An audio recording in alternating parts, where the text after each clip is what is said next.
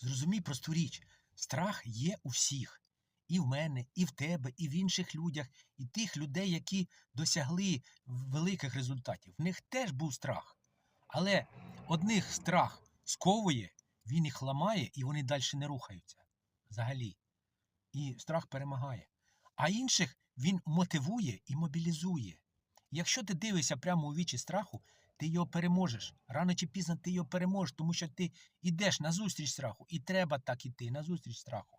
І коли ти його переможеш, ти станеш сильніше.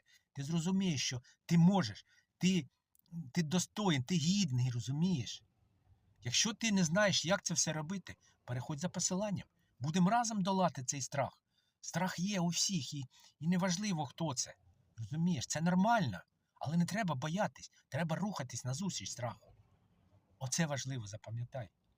Тому переходь за посиланням. Я завжди на зв'язку. Гарного дня.